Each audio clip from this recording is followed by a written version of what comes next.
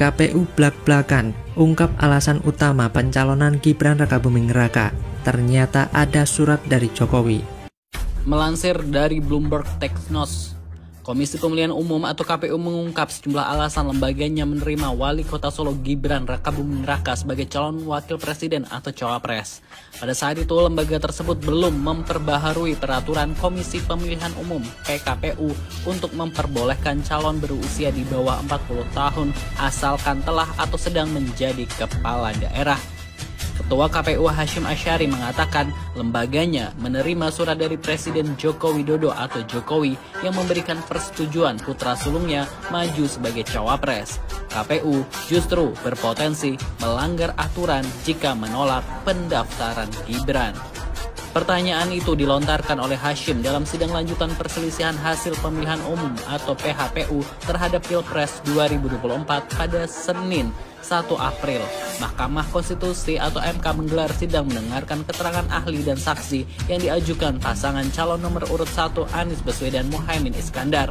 Pertanyaan tentang surat izin dari Jokowi mencuat saat mendengar keterangan dari ahli hukum administrasi negara Ridwan. Lalu bagaimana? Kita simak selengkapnya. Pertanyaan yang pertama adalah apabila ada seseorang diajukan oleh partai politik atau gabungan partai politik dan kemudian ketika hadir ke KPU berdasarkan ketentuan yang saya bacakan tadi di peraturan KPU nomor 19 tahun 2023, yaitu membawa fotokopi KTP, kemudian membawa surat izin dari Presiden, apakah dapat dinyatakan memenuhi syarat? Terkait KPU meloloskan Gibran karena ada surat dari Jokowi, itu sebetulnya bahan yang perlu didalami oleh Mahkamah Konstitusi, ya kan? Apa kaitan yang cukup erat antara surat itu dengan KPU yang mengabaikan membuat revisi PKPU terkait dengan aturan soal pencalonan itu gitu. Karena KPU sekarang mengakui salah satu faktor bagi mereka untuk menerima pencalonan Gibran itu karena ada surat presiden. Padahal mereka belum merevisinya. Apakah itu menandakan bahwa mereka dalam hal ini KPU mungkin kalaupun nanti dipersoalkan mereka merasa bahwa persoalan itu akan clear karena presiden sudah ya memberi isyarat yang cukup kuat untuk mendukung pencalonan saudara Gibran gitu. Itu kira-kira tuh. Makanya pokok yang perlu didalami lebih serius lagi menurut saya oleh Mahkamah Konstitusi. Apakah keengganan KPU membuat PKPU baru itu karena adanya unsur dari surat presiden itu. Nah, ini yang memunculkan kemampuan Arief Hidayat untuk kalau teknik bertanya namanya curiosity plus suspicion.